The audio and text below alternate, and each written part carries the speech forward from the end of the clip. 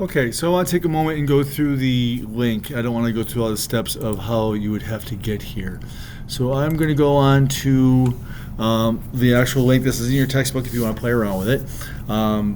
So all this stuff is on your chapter reading and the first few slides of the quizzes. Just remember, the gas is one of the states of matter. Gases expand or contract to fill the space available to them. Remember, gases fill their space there of the container.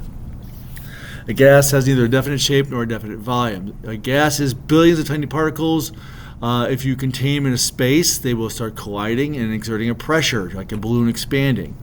The pressure is measured in a unit of force per unit of area, which is called a Pascal. It's a unit of pressure. We will measure in kilopascals, because a Pascal is a really small amount to measure. So in this lab, we're going to explore Boyle's law and Charles's law a little bit.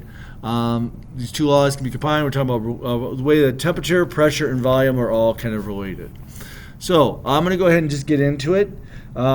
This down here are the temperature buttons. So what I'm going to do is, for question 1 on your quizzes, says, predict what will happen to the pressure as the temperature increases or decreases, and then record it on the table below. So if we look right now, we have 20 kilopascals.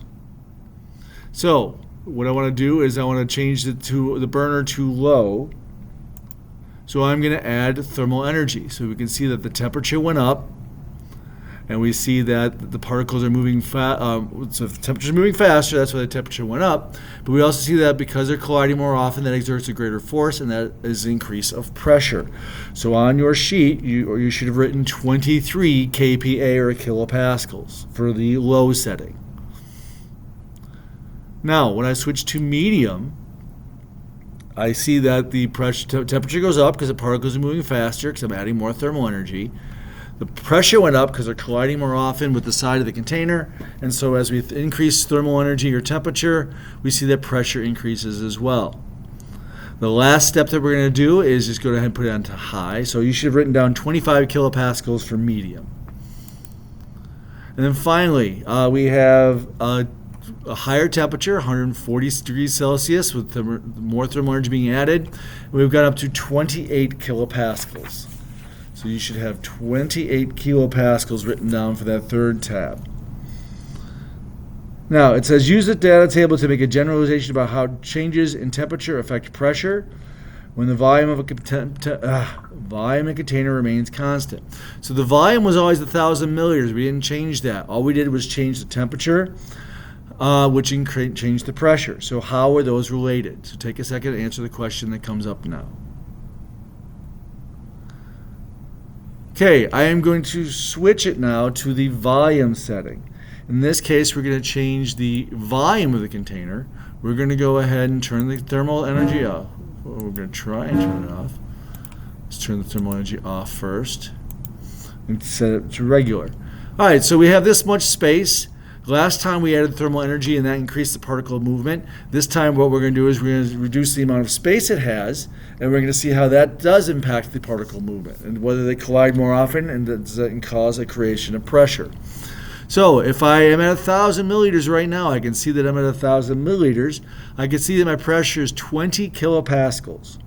So on your sheet, you should have written for this is number 6 now, 20 kilopascals. Okay, now when I take this plunger down to 400 milliliters, before I let go, think about what's going to happen. They have less space to move, so are these particles going to collide more often or less often? Now when I let go of the plunger, it starts, and we see that they are colliding more often. They have less space to move, and my pressure went up to 50 kilopascals. So at this point on your sheet for number 6, you want to write down 50 kilopascals for the 400 milliliter setting. Finally, we're going to take this down to 200 milliliters. So we have even a smaller space for these particles to move. So the pressure is going to go up or go down, make a prediction, and then I'll let it go. And we see that it's gone up quite a bit. So in fact, that it's gone up to 101 kilopascals. For number 6, for 200 milliliters, you should be writing 101 kilopascals on your packet.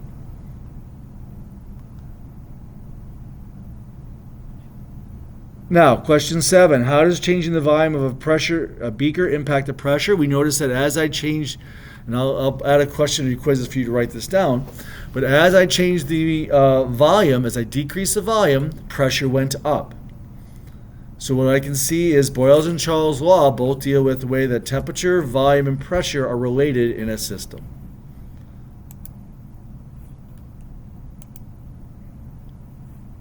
And as soon as I can figure out how to pause this, I will pause this.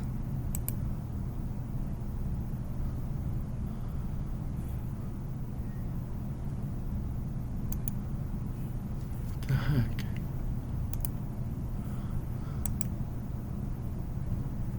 Ah, there it is. Sorry about that. I'll edit this to get that off there.